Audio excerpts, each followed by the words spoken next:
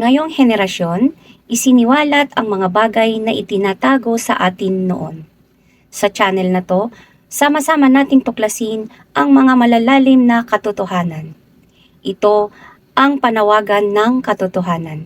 Panoorin natin ang video ng Mensahero ng Silangan.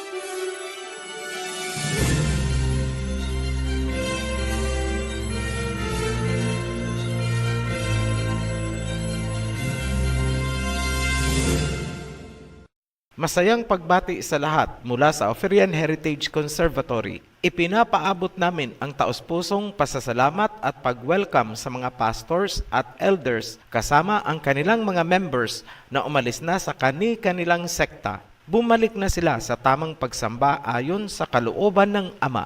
Gusto ko rin endorse sa inyo ang Oferian Testimony Channel kung saan mapapanood ninyo ang mga testimonies ng mga Oferian followers mula sa iba't ibang panig ng mundo. Inilagay po namin ang link sa description sa ibaba lamang nitong video. Para sa mga newly baptized, welcome to the Covenant. Dumako tayo sa main topic nitong video.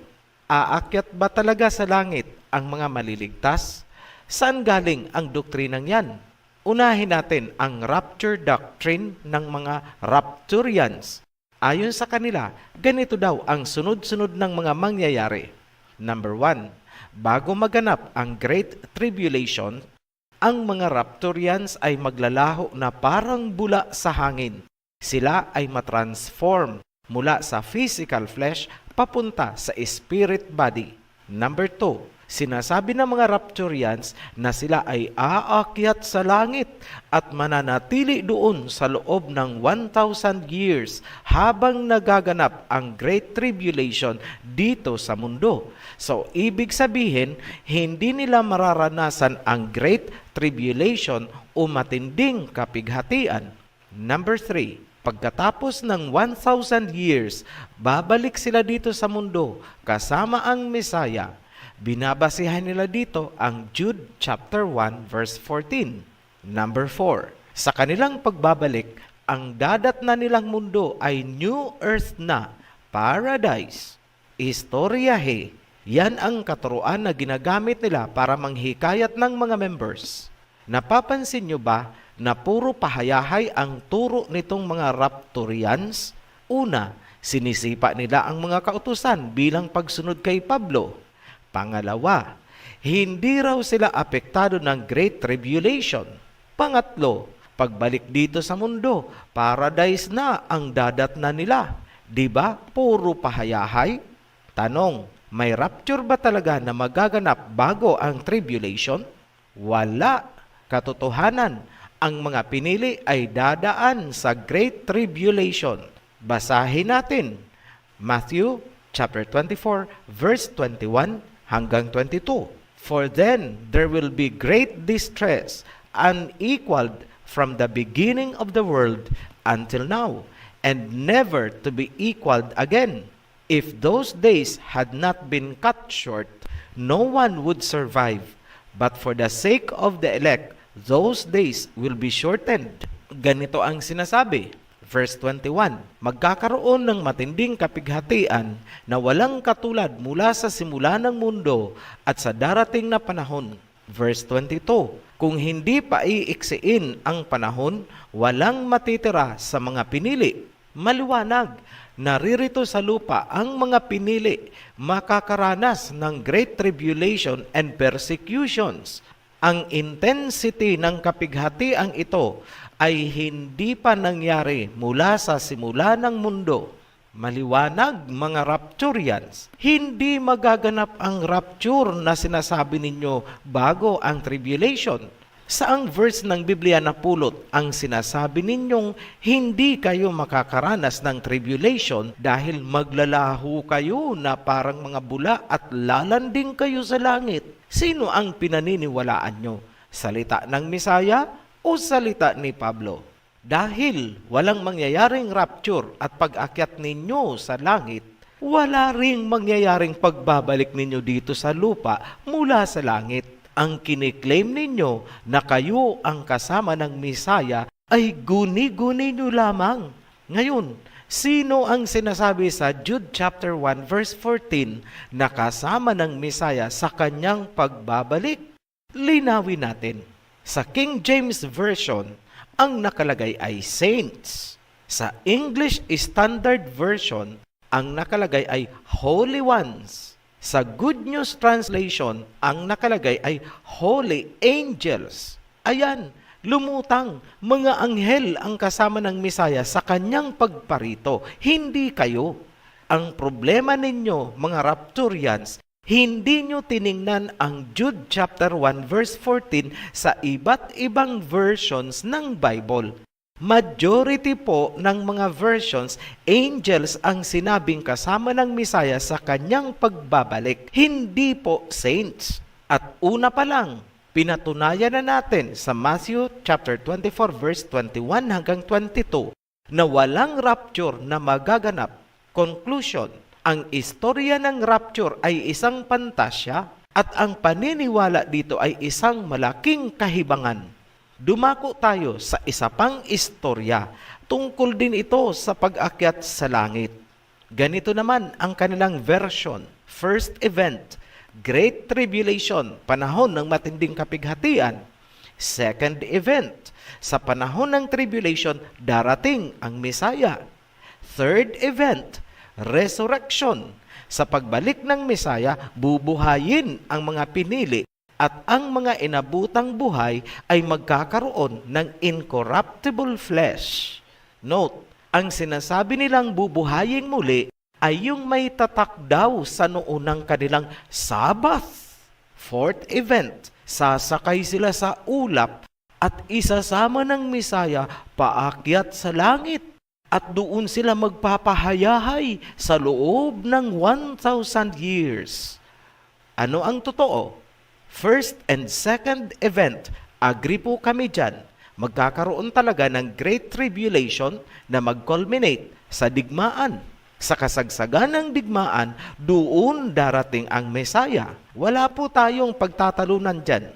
Ito ang aming objections. Number 1, hindi po Sabbath ang tatak or mark sa forehead ng mga ililigtas. Mali po yan.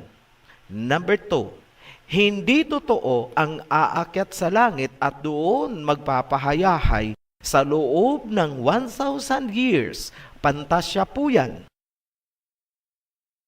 Talakayin namin ang rason sa objection number 1 tungkol sa marka or tatak sa forehead.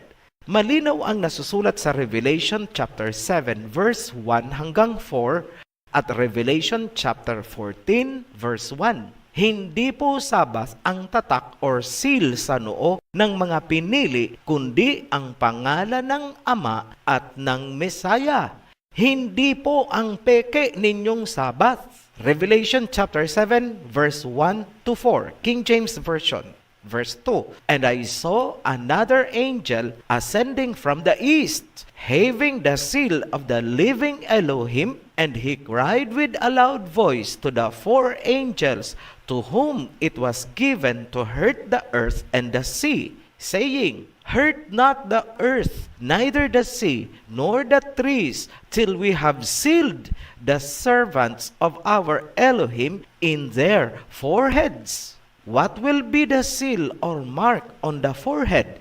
Ano po yung tatak na ilalagay? Revelation chapter 14 verse 1. Then I looked, and behold, on Mount Zion stood the Lamb, with him 144,000 who had his name and his father's name written on their foreheads. Maliwanag, name of the Messiah and name of the Father ang seal or mark na ilalagay sa forehead. Huwag pong tapalan at palitan ng peke ninyong Sabath. Ngayon, para sa balansyadong paglalahad, klaruhin namin sa inyo itong sinasabi niyong Sabath na sign. Ezekiel chapter 20 verse 12, 21st century King James Version.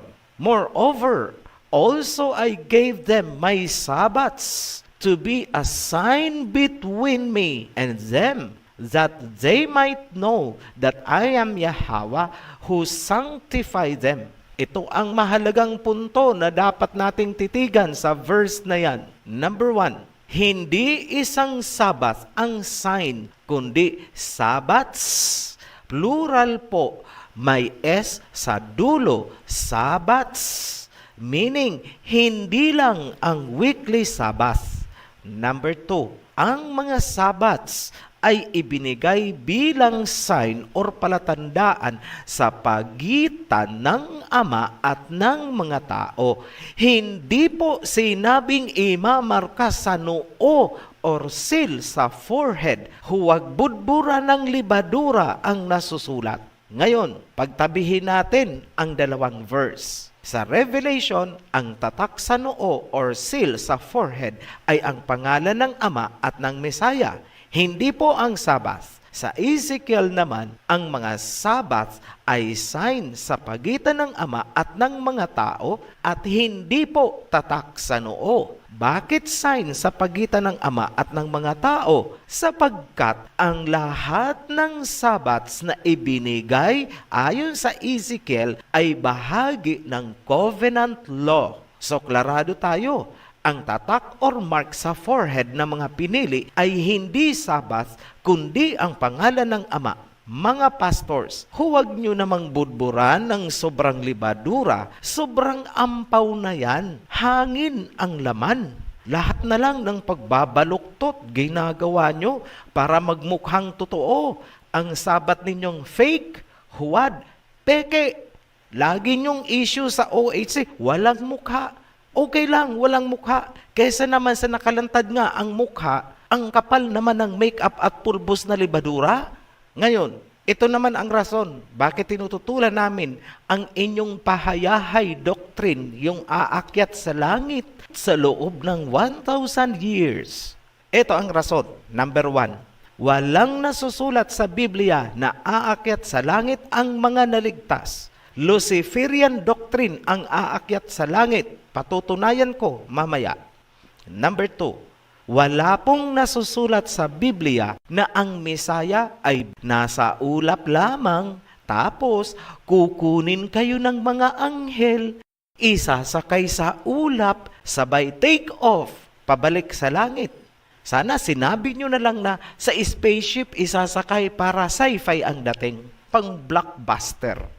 Huwag niyong baluktutin ang John 14 verse 2 hanggang 3 para suportahan ang pantasyang aakyat sa langit. Basahin natin John chapter 14 verse 2 hanggang 3, King James Version. Sa verse 2, in my Father's house are many mansions. If it were not so, I would have told you, I go to prepare a place for you. Bago umalis ang Mesaya, sinabi niyang paruroon siya at ihahanda ang mansions para sa mga pinili.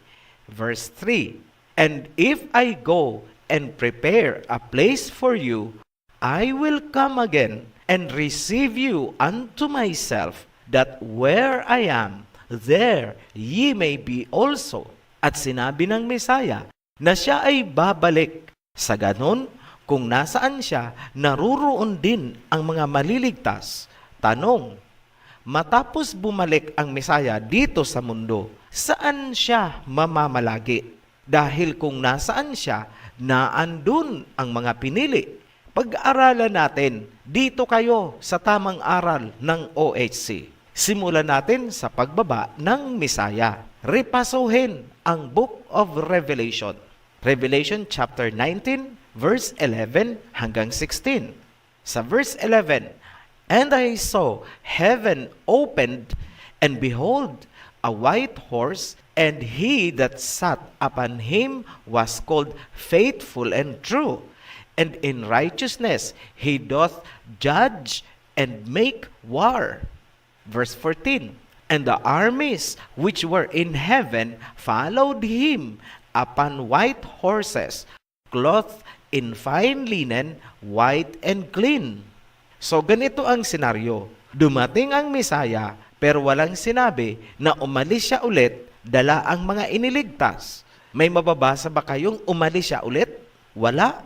Ibig sabihin, naririto siya sa loob ng 1,000 years. At dahil naririto ang Mesaya, meaning ang mga iniligtas ay naririto din sa mundo. Wherever I am, kung nasaan ako, there you may be also. Naruroon din kayo. Ngayon, paano matitirhan ng mga iniligtas yung mansions na inihanda ng Mesaya sa langit? Revelation chapter 21 verse 2, King James Version. "And I, John, saw the holy city, New Jerusalem, coming down from Elohim out of heaven, prepared as a bride adorned for her husband." Maliwanag mga pastor, ang mga mansions na inihanda ng Mesaya ay ang holy city, ang New Jerusalem na ibababa dito. Alam namin ang programa ng mundo, kaya nga hindi kami nangangarap na umakyat sa langit upang magpahayahay. Kasama namin ang Mesaya dito by that time para maihanda ang mundo sa pagbaba ng New Jerusalem. Hindi po ibababa ang New Jerusalem at ipapatong na lang basta sa ruins ng nakadaang digmaan. Ngayon, baka sakali lang, hindi kaya si Pablo ang nagsabi sa inyo na aakyat kayo sa langit para magpahayahay? Kung gayon nga, di sabihin nyo kay Pablo na pababain niya ang kanyang Mesaya para sunduin kayo at dalhin sa langit. Ang laki ng problema ng mga doktrina nyong alinsunod kay Pablo, sapagkat si Pablo ay isang Pariseo. Acts chapter 23 verse 6. "My brothers, I am a Pharisee, descended from Pharisees." Kung natatandaan nyo pa, sinabi ng Mesaya, mag-ingat kayo sa mga libadurang doktrina ng mga Pariseo. Bago namin tapusin itong video, matanong namin kayo, sino sa palagay nyo ang author ng doktrinang akyatin ang langit? Saan yan nagmula? Bago natin sagutin, para maiba naman, magbibigay kami ng intermission number sa inyo. Hindi po ito kanta ng mga Oferians. Akapela po ito ng makabagbag damdaming kanta ng mga ambisyosong umakyat sa langit. Kapag kinantahan kayo nito ng kanilang choir, talaga namang aagos at pigmaak kayo ng luha. Kasabay ang mga singhot at hikbi, mawawala kayo sa inyong sarili. Mapapadukot kayo sa inyong bulsa. Ano ba ang dudukutin mo sa bulsa? Pwedeng panyo, pitaka, at pera. Bahala na kayo mag-isip. Ganito ang mensahe ng kanta nila. Magkikita-kita tayo sa langit at mag-aawitan. Magkita tayo sa tabi ng Panginoon. Brothers and sisters, ako ay naruroon. Kalangitan ang ating layon. Manalangin na tayo ay maparoon. Pakinggan nyo ang kanta. So here we go. I'll meet you in heaven, we'll sing songs together. Meet me by the Savior's side. I'll meet you in heaven, we'll sing songs together. Brothers and sisters, I'll be there. Heaven is our goal, to save every soul. Pray that we all will be there. Ngayon, Kung gusto nyong mapakinggan yung buong kanta na yan ng kanilang singers, inilagay namin ang link sa description sa ibaba lamang nitong video. Ang title, Aakyat sa Langit. Tanong, ano ba talaga ang langit or heaven na gusto nilang akyatin? Isaiah chapter 66 verse 1 and Acts chapter 7 verse 49. This is what Yahweh says, Heaven is my throne, and the earth is my footstool. Ang langit ay aking trono. Yan ang salita ng Ama kay Prophet Isaiah. Tapos, hinahangad nitong mga sekta na umakyat doon para magpahayahay. Aba, masyado naman kayong feeling entitled. Mahihiya naman sa inyo si Moses. Ngayon, sagutin na natin ang tanong. Kanino at saan galing ang doktrina at ambisyon na akyatin ang langit na ayon kay Prophet Isaiah ay trono ng Ama? Isaiah chapter 12 verse 3 hanggang 13. Yahweh will set you free from your sorrow, suffering, and slavery. Then you will make fun of the king of Babylon by singing this song. You, the bright morning star, have fallen from the sky. You brought down other nations, now you are brought down. You said to yourself, I'll climb to the heaven and place my throne above the highest stars. Ayan, klarado. Saan nagsimula ang doktrina? Babylon. Ibig sabihin, kung ganyan ang doktrina ng inyong sekta, walang duda, isang Church of Babylon ang napasukan nyo. Madadamay kayo sa galit ng Ama. Revelation chapter 18 verse 2 hanggang 5. And he cried mightily with a strong voice, saying, Babylon the Great is fallen, and is become the habitation of devils, and the hold of every foul spirit, and a cage of every unclean and hateful bird. Verse 4. And I heard another voice from heaven saying, Come out of her, my people, that ye be not partakers of her sins, and that ye receive not of her plagues. For her sins reach unto the heaven, and Elohim hath remembered her iniquities. Sa verse 2, inihula na babagsak ang Babylon at magiging pugad ng mga demonyo at foul spirits.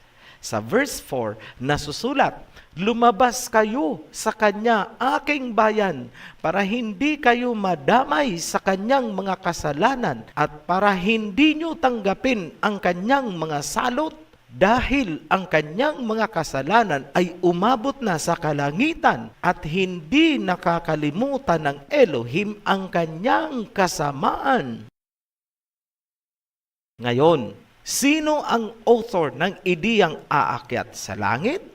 Isaiah chapter 14 verse 12 hanggang 14, King James Version. How you are fallen from heaven, O Lucifer, son of the morning, how you are cut down to the ground, you who weakened the nations. For you have said into your heart, I will ascend into heaven. I will exalt my throne above the stars of Elohim. I will also sit on the mount of the congregation, on the farthest sides of the north. I will ascend above the heights of the clouds. I will be like the Most High. Sa verse 12, ibinagsak si Lucifer dito sa mundo at kanyang nilumpo ang mga bansa. Sa verse 13, ang hangaran ni Lucifer ay umakyat sa langit. I'll meet you in heaven, we'll sing songs together. Sa verse 14, nais ni Lucifer na pantayan ang may likha. Brothers and sisters, I'll be there. Bilang wrap-up summary, hindi mapapasubalian ang mga isinulat ni Prophet Isaiah. Si Lucifer ang author ng ideya at doktrinang aakyat sa langit. Ipinunla niya ang kanyang doktrina sa Babylon at ngayon ang doktrinang sinusunod nyo ay aakyat din sa langit. In essence, you are one with Lucifer. Kayo ay isa sa mga Church of Babylon. Ano ang ebidensya? Ang hangarin niyong umakyat sa langit, umapak sa trono ng Ama. I'll meet you in heaven, we'll sing songs together. Brothers and sisters, I'll be there. Ano ang nakalaan para sa inyong lahat na nakikibahagi sa Babylonian system na sumisipa sa covenant law na ibinigay kay Moses? Revelation chapter 15 verse 5 hanggang 6, New International Version. After this I looked, and I saw in heaven the temple, that is, the tabernacle of the covenant law, and it was opened. Out of the temple came the 7 angels with the 7 plagues. Tagalog, pagkatapos niyaon, nakita ko sa kalangitan ang templo. Yan ang tabernakulo na kinalalagyan ng covenant law. Nabuksan na at lumabas mula sa templo ang 7 anghel, dala ang 7 salot. Sa muli, inihihiyaw sa inyo ng OHC ang panawagan. Come out of her, my people. Lumabas kayo sa Babylonian system upang hindi kayo madamay sa mga parusang salot na ibabagsak ng 7 anghel na lumabas mula sa tabernakulo ng covenant law. Naririnig ninyo ang inihihiyaw namin mula sa cyberspace, satellite to satellite, cell site to cell sites. Sa mga ayaw maniwala sa amin dahil hindi kami nakikita, makinig kayo. Ang kinalalagyan ng covenant law sa tabernacle ay nakasara for thousands of years. Kaya nga, wala kayong narinig kahit saang sekta na nag-proclaim ng covenant law. Bago umalis ang Mesaya, nangako siya na magpapadala ng experts sa Law of Moses upang muling ituro ang covenant laws sa huling araw bago maganap ang Great Tribulation. Mula sa pag-alis ng Mesaya, lumipas ang mahigit 2,000 taon. Sumulpot ang Ophirian heritage sa silangan. Humihiyaw kami sa inyo, lumabas kayo sa Babylonian system, magpasakop sa covenant law habang may panahon pa. Inireveal na namin sa inyo ang pangalan ng Ama at ng Mesaya. Binabalaan kayo na darating ang 7 anghel, dala ang 7 salot, 7 plagues as in the days of Moses.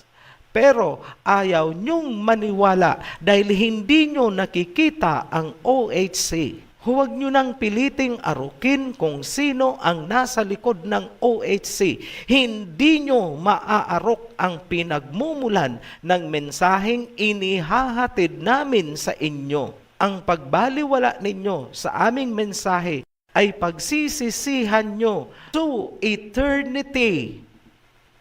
Muli kaming nagpapasalamat sa mga patuloy na sumusuporta sa ating advocacy at sa mga new subscribers, welcome to the channel. Huwag kalimutang unahing panuorin ang guide video para alam ninyo ang sunod-sunod ng panunuorin.